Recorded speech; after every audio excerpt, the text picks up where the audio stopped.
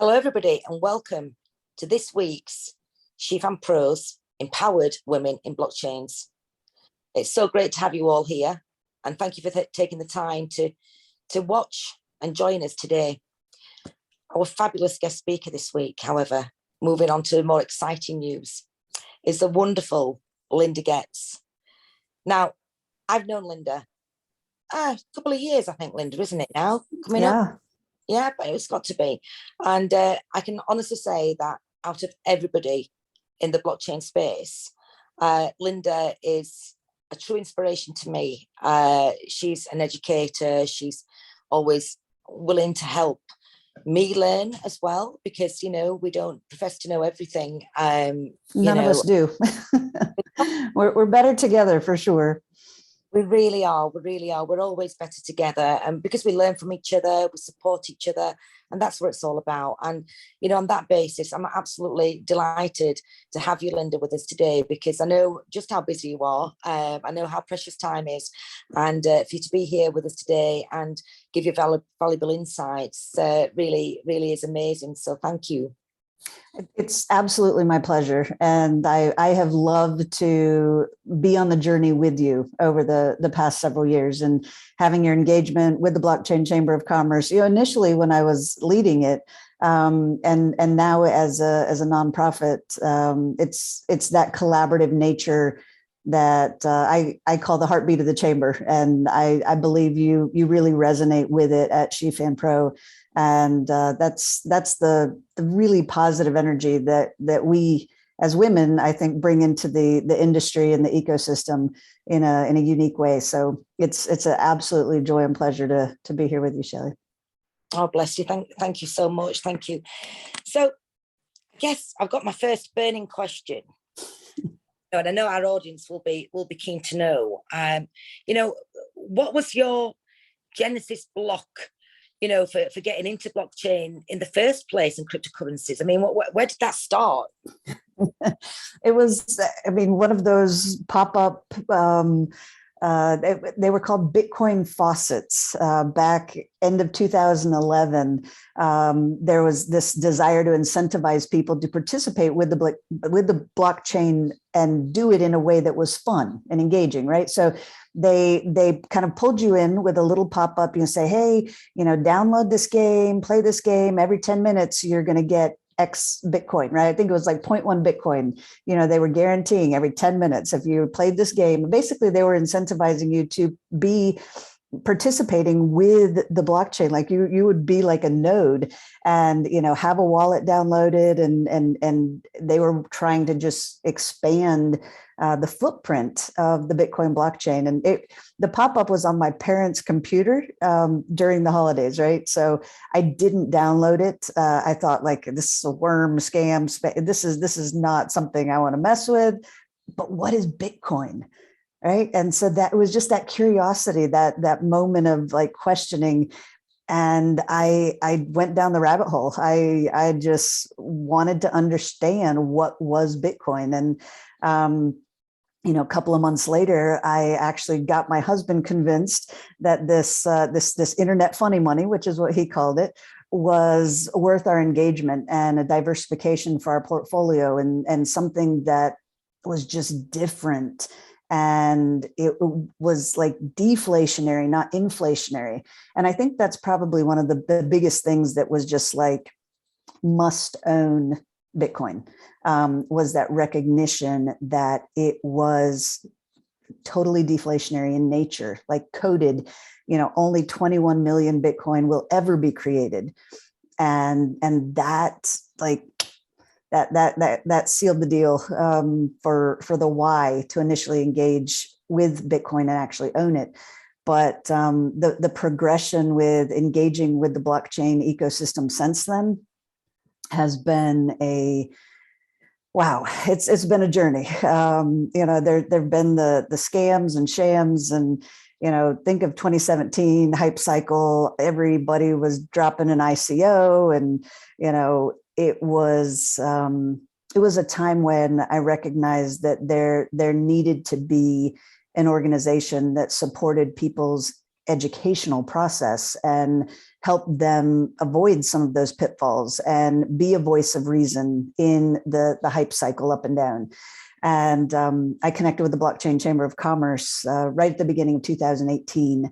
And that's a whole fun journey in itself. So my Genesis block, though, was that little Bitcoin faucet popping up. Wow, that's fascinating. I love to hear that, because your journey has been a long one. You've come so far, from that first Genesis block right there, that you described, and it's so amazing to hear, for our audience. For our audience who doesn't understand that Genesis block reference, the Bitcoin white paper was written. And actually, my twins, I have twins that are 13. They're a boy and a girl twin. And they were born sandwiched between the publishing of the Bitcoin white paper and the Genesis block actually being first minted, right? So like that moment, I say minted, it was created. It was that beginning of the Bitcoin blockchain that is the Genesis block. And so yeah, that's kind of our foundations, our beginnings, our first touch point. That's what the reference is there. So I just wanted to throw that little bit of history. If you want to, think about a 13-year-old and where they are in their life cycle, that's where the blockchain technology is in its life cycle. So when people get all bent out of shape about, there's still these scammers and there's this, these faults that happen, this bridge got hacked, this, yes, they're growing pains. And, we're at that 13-year-old stage in the industry. So yeah, fun times. Yeah, that's a great way of kind of explaining it as well. It kind of makes it more digestible for people that perhaps don't even know what the Genesis block is or whatever. So that's really helpful. So with that being said, I know as well that the Blockchain Chamber of Commerce became a new non-profit entity at the turn of this year, and it now has an initiative-based model rather than a membership model. Can you shed some light on that, please? Yeah, when I connected with the chamber back at the beginning of 2018, it was a for-benefit organization, which was technically for profit. And I'll tell you about my first meeting there, because it's kind of a fun story. I was, this whole group of people, downtown Atlanta, middle of the hype cycle in 2017, beginning of 2018, and they had people raising their hands about how long they had owned cryptocurrencies or Bitcoin. And so, for 1 month, just about everybody in the room raised their hand. 3 months, hands start going down. 6 months, not many hands. Get to a year, and I think there were like 3 of us had our hands up. And then, 2, 3, 4, I'm the only one with my hand up, to 5 years. So that was my first awareness that I was an early adopter, right? So that was oh my goodness, but it put me on the radar of the leadership, the founding team at the chamber. And they asked me to come participate in a panel, and we had a debate about the, I think it was smart regulations was the topic that I was debating on the side of. And there were others that were like Bitcoin maximalists saying no regulation, like regulation is bad for the industry. Smart regulation won, and we're finally 5 years later getting around to starting to have some of that smart regulation being put in place. But anyway, so I'm on the radar of the leadership. They asked me to participate, ended up being asked to fill the role of CIO and then president and CEO of the chamber. But throughout the process, there was a sense that there was a disconnect between the social mandate of the chamber and what its perceived purpose as a for-profit company was. And the social mandate is raising awareness, facilitating adoption, and inspiring advocacy. And that's for commerce, consumers, people building their careers in and around blockchain. So you hear that and you're like, this is a nonprofit, right? Like just that sense that this is a nonprofit, but it wasn't.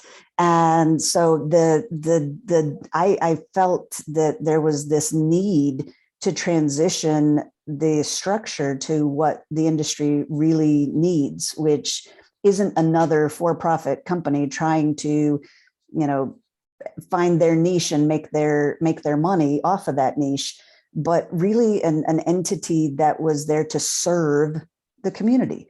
And that was the transition that happened at the beginning of this year. And we also had this experience of a competitive vibe between membership-based organizations. So it's like, well, who are you a member with, and who's getting your membership dollars? Like, it was that kind of sense. Like, every time you had a conversation with someone, they're like, so are you wanting me to become a member? Right. And it's like, no, we're not trying to go out and compete for membership dollars. We're wanting to support the organizations that are doing good things and facilitating the responsible adoption of blockchain and emerging tech. And how do we communicate that, right? When you're a competing membership organization, it's very difficult to be believed when you communicate that. So that's really what fueled the transition, was that desire to work hand in hand with other organizations throughout the blockchain ecosystem, and not have there be a sense of competitiveness over membership dollars.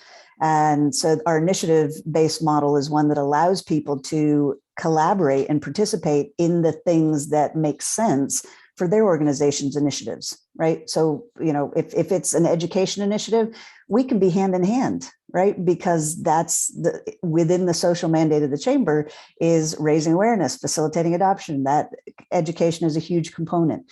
So it's been a really wonderful transition. We get to do very simple initiatives like the Voices of Blockchain, where we help people have their voice heard and be participating in a global conversation. And so the educational aspects. We're doing some portfolio opportunities that include, people being able to build their own metaverse and have that be part of their portfolio, allow them to get that experience that then allows them to step into a role, a job that they might not have had the opportunity to otherwise. So it's those types of things that we're really excited about facilitating, and some mapping initiatives around this global footprint of where blockchain is, and that's another fun aspect of what we're doing. But we're recognizing that blockchain is just a thing, and it's a thing that can be acted upon, and we're seeing the integration with other technologies as really a key point for facilitating adoption. That's going to go into a different way of doing business for people and companies globally. So we're really excited about that transition and helping support it. But yeah, blockchain is a thing that can be acted upon, and there's lots of other things too.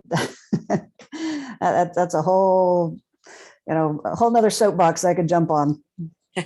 There's just so much, isn't there? It's such a fast-moving place as well, isn't it? There's so much to learn, and I know that the Blockchain Chamber of Commerce has been, invaluable to me in my growth journey within SheFan Pro, and I'm certainly very honoured, to be able to access, and I'm really pleased that you exist, that the chamber's there, because it's so valuable, and it's one of my most favorite places, and I genuinely mean that, actually.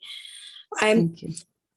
No, it's quite right. So one of the things that I wanted to touch upon as well today, Linda, as well, is things, inflation, NFTs, global economies, all these things, regulatory clarity seems to be a thing. Yeah. Yeah, so we're hoping. What those promise to today, would you say? Do you mind repeating that? I'm sorry. I was that sip of coffee just I just had a moment. blame you. Bringing a cup of coffee to a nice fireside chat like this is just, yeah, you have to enjoy it fully. you've got to, if you can't get some enjoyment out of things that we do in life, then it's not great, is it? But yeah, just the regulatory clarity seems to be a thing, right? And I was just wondering, what is the most promising activity today, would you say? That it's actually being recognized as a real thing that requires deep thinking and real legislation. And it has been a journey to get there. We're seeing, because of some of the other things that are on the table, that our regulatory bodies, and not just in the US, but globally, are recognizing how important of a thing blockchain and cryptocurrencies, stable coins are. And so, maybe it's because inflation is such a thing right now. I don't know, right? I mean, the IMF predicts, I think it's an average of 8.7% inflation, and that's for developing countries, right? And they say for developed countries, nations, it's like 5.7 for 2022, like this year. We're looking at that very real thing of inflation and recognizing, and I touched on the deflationary nature of Bitcoin earlier. Globally, we are having countries recognize that they need to do something differently to help create a landscape that's going to be appropriate as we have what is really going to be a global reset in the financial markets. We have NFTs that have been a thing, but then we've had wash trading and rug pulls, right? That needs to be regulated. That there needs to be the same consequence for insider trading when it's done with blockchain technology than if it's done in the traditional market. And so seeing that be legislated, it's really, really encouraging. I think we're getting finally, after 5 years after that debate around smart regulation, we're starting to see some of that come to the table. And we're getting the legislators are understanding that the blockchain is not a thing, right? They're actually recognizing that there's a difference between different types of blockchains, that there's private and public and permissioned and federated, and there's different ways to transact value and for different reasons, and that should be taxed differently. I'm excited that that's actually being recognized and is coming to the table. I think yesterday I'm forgetting the gentleman's name. If you look on my LinkedIn, this would be a fun thing. If you see hashtag raising awareness, hashtag facilitating adoption, and hashtag inspiring advocacy, those are ways that you can tag into some of the things that I'm wanting to highlight to the community as this is worth paying attention to. This is something that should be on your plate, your awareness. So yeah, check it out. You'll be able to get fully read what's now coming to I think a more responsible legislative response, at least in the US.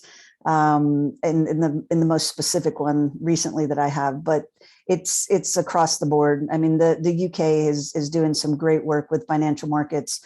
We have, interestingly, China being a driver in their Belt and Road initiative. They're bringing blockchain to the table. It's the question of, is it going to be in the best interests of the humans that are participating? So, we still have some real issues and pain points. I mean, like carbon. Let's talk about things, right? when you hear carbon, Shelley, what do you think? Like, what comes to mind? Oh, well, with carbon, I'm not entirely sure with where carbon's concerned. It's not something I've ever, had a really deep dive into, but does it put a sense of urgency in your head, like this has to do with saving the planet? Like, is that? Yeah, I mean, I wouldn't know that the details of how we might go around that, other than obviously, all the things that, as, responsible human beings would take care of on a day-to-day basis, to be more, environmentally friendly and everything else. But definitely there comes a sense of urgency with that word. It doesn't feel like a good word. Well, we're made of carbon, so it's actually, my background is in science education, so this is an interesting topic that I enjoy, because we have companies that are going, okay, we're going to do what's good for the planet. We're going to buy carbon credits. Right. So if we're burning all of this fossil fuel, right, and we're creating carbon emissions, we're gonna buy a credit that represents somebody doing something to take carbon out of the atmosphere. Right. That's the concept. And then there's people that are tokenizing those credits. So, okay, let's use blockchain, let's tokenize it. But there are carbon credits that are basically manufactured to meet a need, and they're not really representative of helping save the planet. They're not bringing the value to the planet that companies are paying into them. So, we have this whole transparency, right, is a thing that blockchains are touted to provide, right? And they do in some cases, but then we get these multi-coin economic models where value is ingested into a coin or token from one blockchain, and then it resurfaces in another blockchain. And what happens in between is not transparent, right? So we have all of these different models and things that are supposed to be helping the planet. And then we go into metaverses. So it's not just the real physical world, it's these worlds, these landscapes that are in games, or, oh no, are they in real life? Like we have real world companies. Like, have you seen that? Like, was it CVS, having a footprint in the metaverse, the metaverse, another thing, like the blockchain, there's no the metaverse. It's just, I mean, if we would have spoke about this, even just a few years ago, you would have just thought it was something from a futuristic movie, that would never, ever happen, but might be quite cool if it did.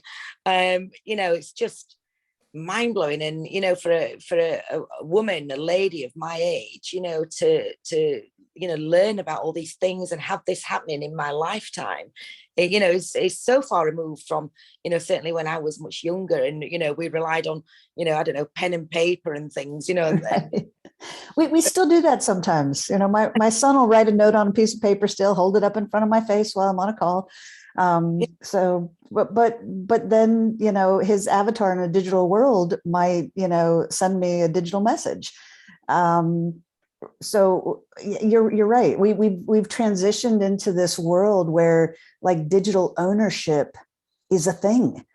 Not only can you have your Gucci bag, but you can have an NFT that represents that you have this specific, unique Gucci bag, and you can take that representation of your Gucci self into a metaverse, right? Like it's a thing now, and you're right. It's something where people are going, is this a thing that I should care about?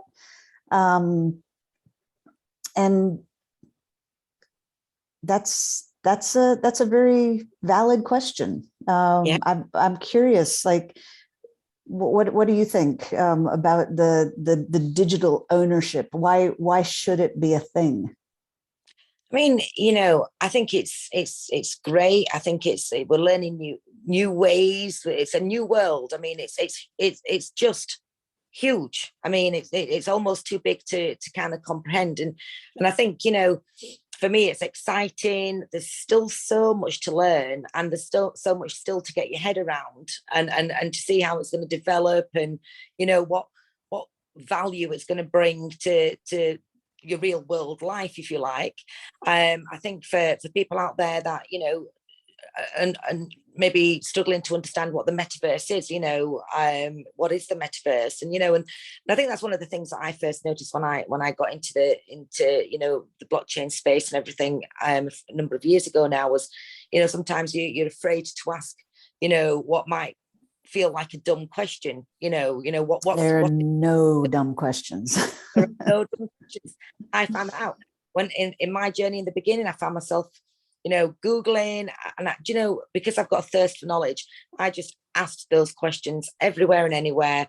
And, you know, and that's the true way, you know, of learning for me. But I think in terms of the metaverse, you know, I guess one of the big questions out there that, you know, some of our audience might ask, that, you know, are just interested at this stage, but really don't know an awful lot about it, and still very early in their learning journey. One of the questions might be, you know, what's the point? You know, why do I need that? You know, that's one of the, you know, why do I need to learn about that even? You know, why do I even need to ask those questions? What can it do for me? I guess might be some of the questions that some people, you know, might be asking out there. And that's the best question to ask is, what does it mean to me? And, you know, some people love sports, right? Nobody has to, you know, go to a soccer pitch and, you know, watch a round ball be kicked about, right? Nobody has to go to a beautiful green lawn and watch a little white ball go into a hole, you know, that happens to have a flag sticking out of it, right? Like we have these games that we as humans have found value in, enjoyment in. And it's interesting that the gaming industry has kind of been that first foothold for the metaverse model being put into play. But once, imagine you go to your soccer game, your football game, and what do? You buy gear, you engage in real commerce, you buy real stuff in this experience that you're having that isn't necessary, really. Like nobody has to like go to these games. But there's value in that, and there's social engagement. And, you know, we're built for community. Like our DNA is designed, like literally from a foundational level, to connect. And so when you're thinking about not just being in a physical world, but recognizing that the digital world is now a thing, the question is, how are you going to most effectively connect in that environment? And I believe having digital agency, like where you own your digital footprint, is powerful. It's important. It's necessary. And that's what I don't want to get into the conversation about, is it Web3 or is it, you know, the metaverse? Don't just recognize we have a digital world that is in existence and is growing and changing. And we have a physical world that we are in existence in, and it is changing and growing. And so we now have this digital, this physical digital connection that is being made possible. And, you know, finding your insertion point as a human in real life into the digital worlds that are available, that's a decision that you need to make based on what's right for you. And some people, it's the gaming side. Like I have this, I don't know if you can see the book at all. It's called, I'll just tell you, it's called Innovate, Gaming and Esports. And it's from innovationsoftheworld.com. You can check it out there. But it's an entire tome, a huge, like it's a big old book that just shows the landscape of just the gaming and esports side of things. And it's massive. And it's just the beginning. So if you recognize that you're hearing about something at the beginning, there's always opportunity for first movers. The first mover advantage it's a thing. And you know, buying Bitcoin back in 2012, that was a thing that allowed for growth over time, that we now have opportunities with different verses that are being built to participate in them, to get a little, piece of land, get a footprint. And maybe that grows over time. Maybe that digital land doesn't have the expansive growth that you wished, and you lose everything that you put in there. It's a risk, right? So I would say, to anybody asking, what is in it for me? Just recognize it is still early mover days. And when you're a pioneer, there's a lot of pioneers that didn't survive the wilderness, didn't survive, being attacked by the natives that they were displacing. That there's no telling what's in it for you fully. But it's an opportunity to explore, and to explore at a level that makes sense for you. And I think that's probably the best advice I could give is make sure that if you do engage, do it in a measured way, that you're fully understanding that you could lose everything, and find the worlds that are inclusive and expansive, and recognize that the digital worlds that are possible aren't as constraining as the physical world that we live in, right? You hear real estate agents say all the time, they're not making any more land.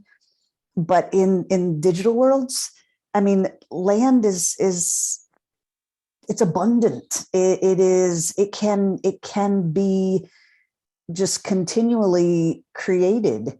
It's only hampered by our imagination and our ability to pay for compute and storage, right?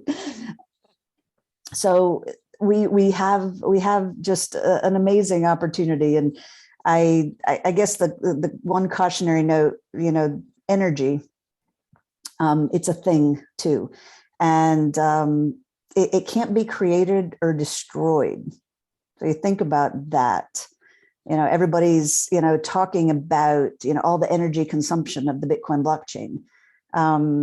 If energy isn't able to be created or destroyed, but energy is going into the Bitcoin blockchain, imagine the energy and the potential that then resides in the Bitcoin blockchain, right? So it's a very interesting concept. That first law of thermodynamics, it says energy can be changed from one form to another, but it can't be created or destroyed. So the total amount of energy, matter in the universe, it remains constant and merely changing from one form to another. So we have an opportunity to participate in a form change of energy. And I think the energy that we need to most focus on is the energy that goes into the caring economy. And I think that needs to be a component piece of this digital transition that we're in. And mental health it's a real thing. It's being accepting of neurodivergent workers, that's a real thing. And I know you've probably seen it as much as we have, in the UK. It's global. It's a global thing, right? Where people are being impacted by a lot of the things that are happening. Where do you see that caring economy kind of being a thing? Well, I think, like you say, Linda, with everything that's gone off over the last couple of years with COVID and, and everything that's brought. And now we've got, the financial crisis and all these things, and it all, impacts, on mental health. Even if, you don't have a history of ill mental health, you can, a lot of people that have not experienced, ill mental health are now suffering and being impacted. And, and it'll be really interesting to see how, the technology and the space and everything that's growing is actually going to help and take, play a part in that moving forward, for not only for the person that's experiencing the mental ill health, but, services, delivery of services, recording of data, pharmaceuticals, record keeping, confidential record keeping, all these things, that can often be quite clunky, at times. But, with technology, there really are so many potential outcomes, aren't there, that, would make life easier, would improve, the quality of service delivery for people experiencing, and for the people that are doing the job as well, because it's not an easy job to do, to deliver that kind of service, very stressful, very, very challenging. So, certainly from a mental health point of view, or a health point of view, I think, it's really, really exciting. I've got a special sort of, interest in that, and I'm definitely going to be, keeping my eyes and ears peeled, looking at, how that might, develop, really. Yeah, no, there are definitely innovators that are seeing the opportunity, and there's a mental health app that has been developed in India that it's phenomenal. It's addressing some of the base awareness of it. Actually have gotten it put into quite a few schools, and so for kids, just getting an awareness of where their head is, like where their emotional state is at, and how that's impacting their behavior, like that kind of awareness building, and then having it have the security and the privacy and some of those component pieces of blockchain technology built into that. Having innovators that have done the hard work to say, what, we need to incorporate blockchain. It's definitely a better together model that we're seeing a lot of people coming to, and we're all as humans, we're getting to share the benefits and the detrimental effects of our collective choices, and that's from food security to cybersecurity. It's across the board. But if we don't do something differently, we're gonna struggle much more so than is projected currently. So I'm excited. I'm excited about the innovators that are bringing some really amazing tech. We even have quantum ready tech that is going to help solve for some of these problems and help give humans digital agency and allow for our footprint in the digital world to be managed by us and not used basically to sell to us, which is currently a little bit of what we face in reality. But yeah, no, it's an exciting time. It's a vibrant time. It's a scary time. But it's a time that we have to recognize that we as human beings need to be intentional about our connecting and our engaging and understanding of how this digital transition is affecting the world as we know it. I think it's really powerful what you're doing with SheFan Pro and the education and connecting of ideas and resources and innovators and the coders and people who can take their creative thoughts and put them into action through code. It's really powerful and so necessary, and it's just a wonderful time to get to work better together. So thank you for the opportunity to be on this journey with you, Shelley. It's been a real joy. Thank you. It's a real honour and privilege, to know you and to have your contributions, Linda. It really is, and that of the chamber as well. It's I hold you in high regard, high esteem, most definitely, and and above all that, you're just such a lovely human being. Better together.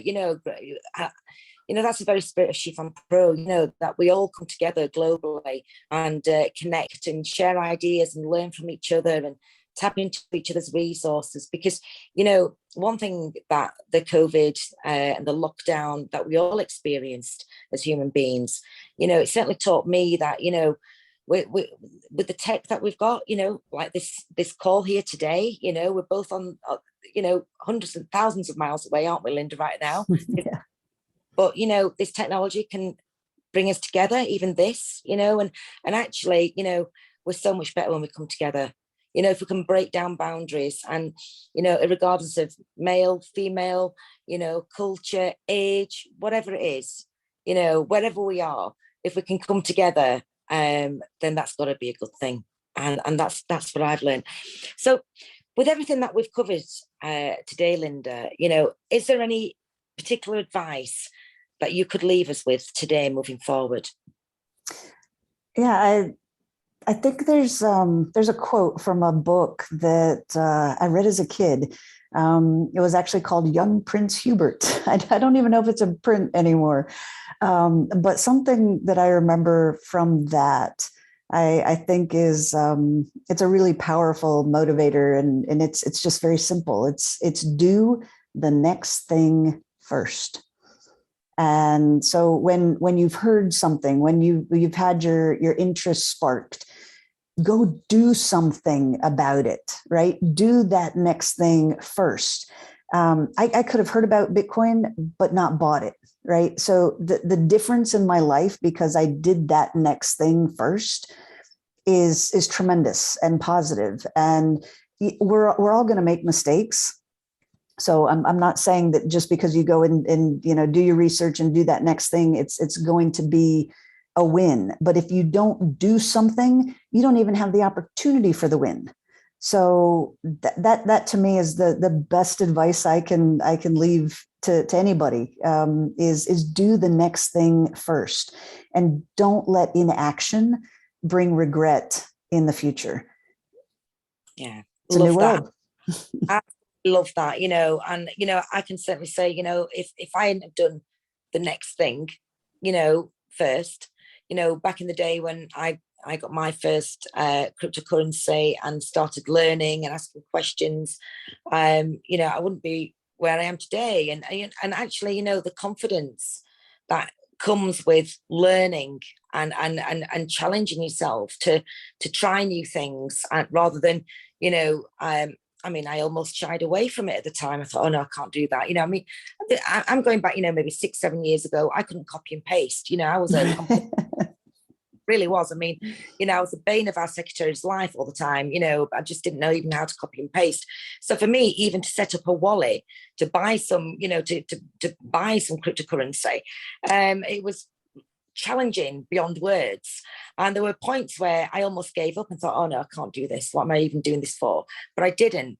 And I can tell you something, that once I'd done it, the greatest reward for me was how liberated and empowered I felt, because I'd kind of really challenged myself, and I felt so proud of myself. And what it did, it opened up a can of worms. And before you knew it, I was reading, researching, educating, asking questions.